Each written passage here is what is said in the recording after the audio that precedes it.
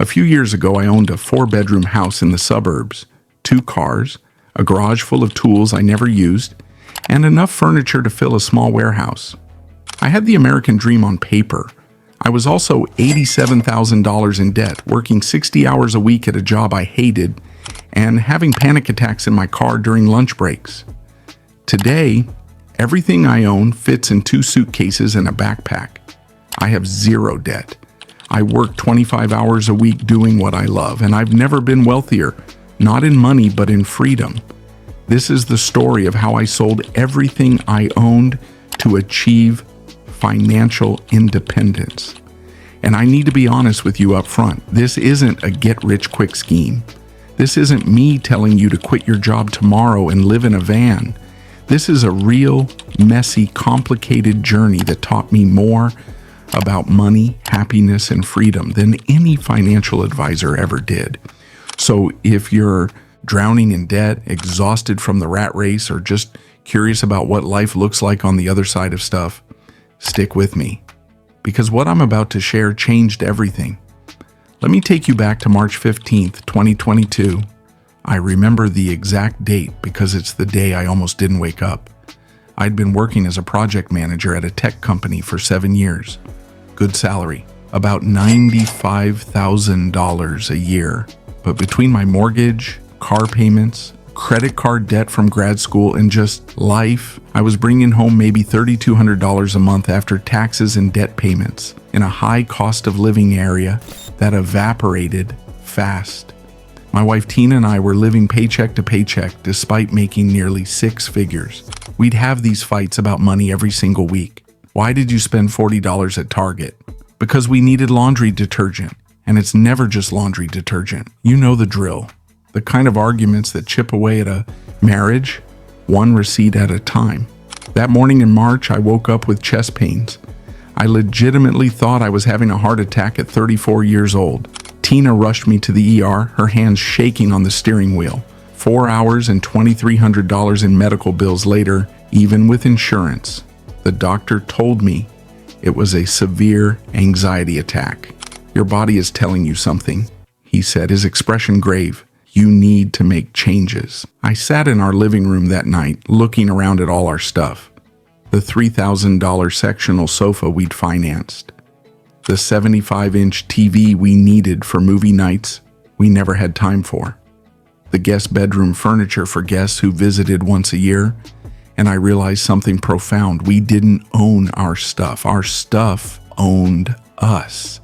Every item in that house represented hours of my life. I'd traded for money to buy things that didn't make me happy. I was working myself to death to maintain a lifestyle I didn't even enjoy. I was a slave to possessions that brought me no joy, only stress and obligation. That was the night everything changed. I want to be clear. Tina thought I'd lost my mind when I first brought this up. You want to sell our house, our cars, everything? And do what exactly?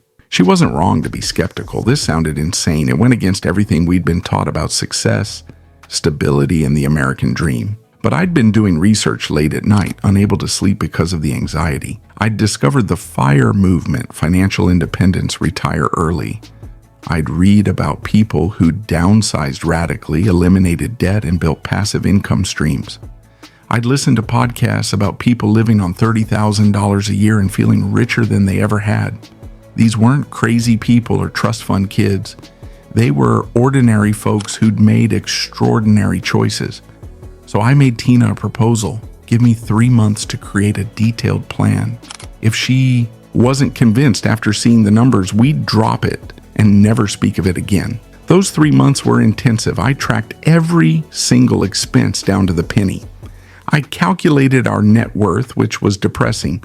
We had maybe $15,000 in equity in our house and about $12,000 in retirement accounts against $87,000 in debt. We were negative $60,000. On paper, we were broke despite appearing successful. Then I ran the numbers on a radical scenario. What if we sold the house, sold the cars, sold everything, paid off all debt, and started over? Here's what I found. Our house could sell for about $380,000. We owed $295,000. After selling costs and realtor fees, we'd walk away with maybe $65,000. Our 2 cars could sell for a combined $35,000. We owed $28,000 on them. That's another $7,000 in our pockets. Then we had about $25,000 worth of furniture, electronics, tools, and miscellaneous stuff we could sell. Total liquid cash if we sold everything, roughly $97,000. Minus our $87,000 in debt, we'd have $10,000 to start our new life. I presented this to Tina along with a comprehensive plan. We'd move to a low cost of living area, somewhere like Tennessee or North Carolina. We'd rent a small apartment for under $1,000 a month. I'd transition to freelance consulting in my field, something I'd always wanted to try. She'd keep her remote job, which gave us stability. We'd live on less than half of what we currently spent. We'd invest the difference aggressively. Within 5 years, we could be financially independent. She stared at the spreadsheet for a long time, her finger tracing the columns of numbers. Then she looked up at me with tears in her eyes and said, "This is either the smartest or stupidest thing we've ever considered, but I'm in, because what we're doing now is killing us both. Selling everything you own is harder than you think. Not physically, emotionally. We started with the easy stuff, the garage full of tools I'd bought, thinking I'd become handy someday, the exercise equipment that had become expensive coat hangers, the duplicate kitchen gadgets we'd received as wedding gifts. All of it went on Facebook Marketplace, Craigslist, and OfferUp. Then it got harder. We had to sell wedding gifts from relatives who'd be hurt if they knew. The dining room table my grandfather had built with his own hands. Books I'd been collecting since college, convinced that owning them made me intelligent. Each item felt like letting go of a piece of my identity, a piece of who I thought I was supposed to be. But here's what I learned through the process. Most of that identity was false. I wasn't a handyman because I owned tools. I'd never built anything in my life. I wasn't well read because I owned books I'd never opened. I wasn't sophisticated because I owned expensive furniture that didn't even fit our actual taste. The purge took 6 months of weekends and evenings. We had yard sales every single Saturday. We donated truckloads to charity, getting tax deductions that would help later. We sold our cars and bought a single reliable used Honda for $8,000 in cash. We listed our house, and in a stroke of luck during a hot market, it sold in 3 weeks. By September 2022, we'd liquidated our entire life. We had $103,000 in cash, more than our estimate because we sold the house above asking price. After paying off every single cent of debt, every credit card, every student loan, every car payment, we had $16,000 to start over. We packed what remained, clothes, laptops, a few sentimental items that truly mattered, into our Honda and drove from California to Tennessee, where the cost of living was 60% lower. I'm not going to lie, that drive was terrifying. We'd burned the boats. There was no going back. Every mile took us further from the life we knew and closer to complete uncertainty. The first 6 months in Tennessee were the hardest of my life. We rented a 650 square foot apartment for $875 a month. Coming from a 4-bedroom house, it felt claustrophobic. We had to learn to cook meals with minimal kitchen equipment. We shared one car and had to coordinate our schedules constantly. We had exactly 2 plates, 2 bowls, 2 forks, and 2 spoons. It was minimalism by necessity, not choice. I launched my freelance consulting business, reaching out to old contacts and posting on LinkedIn.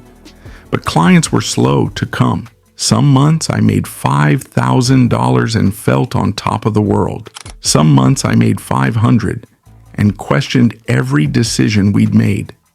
Tina's remote job stabilized us, but we were living lean.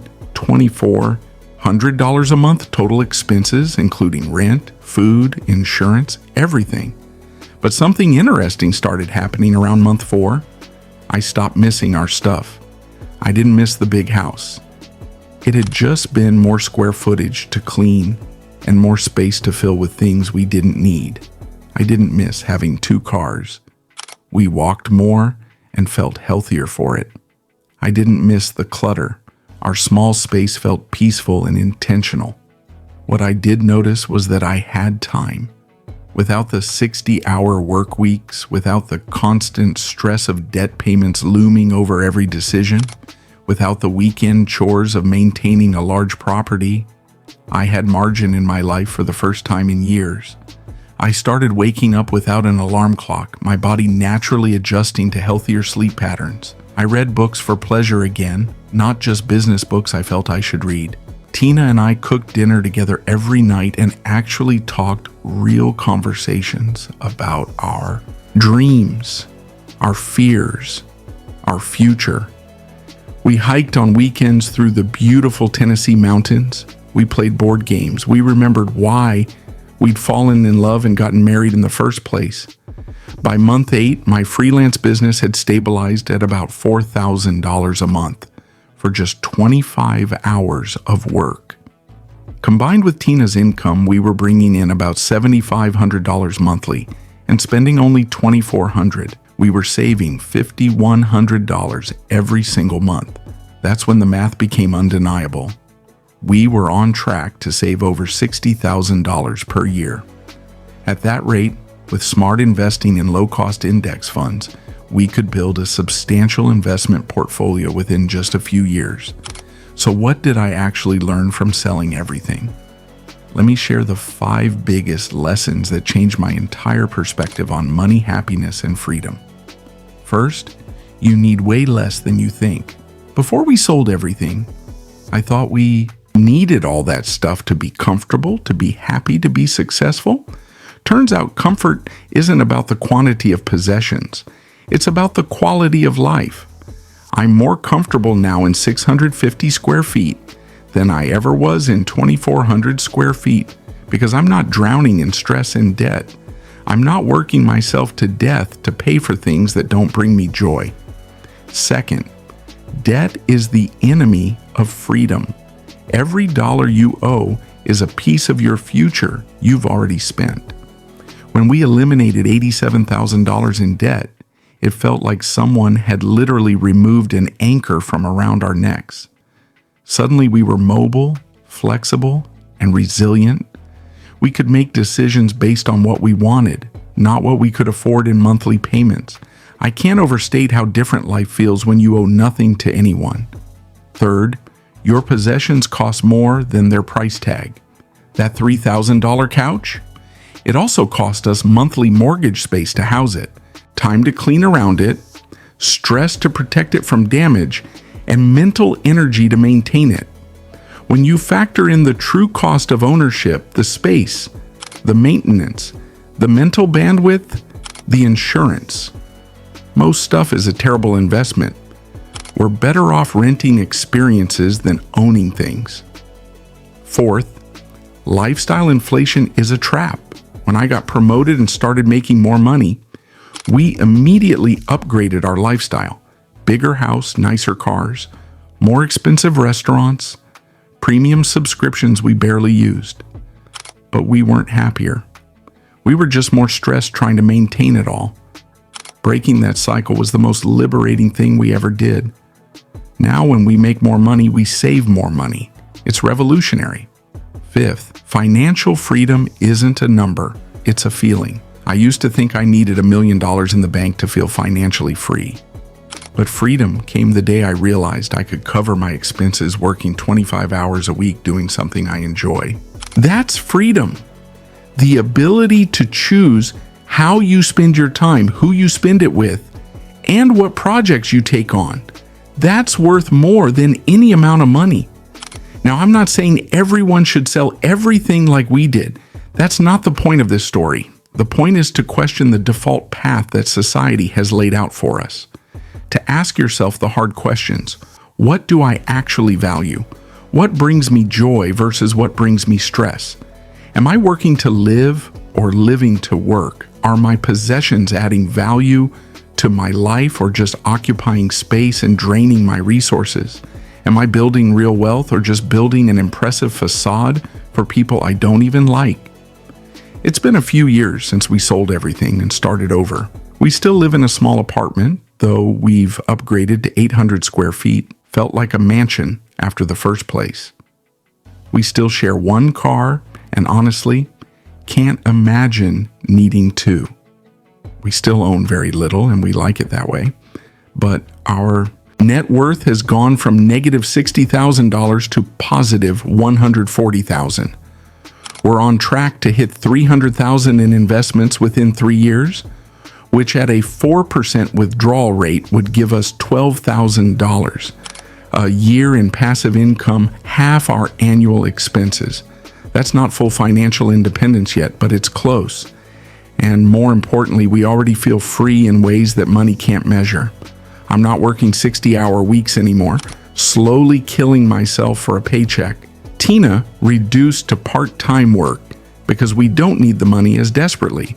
We travel for a month every year, which costs less than you'd think when you have no house payment, no car payments, and no storage unit full of stuff you're paying to keep but never use. Here's what I want you to take away from our story.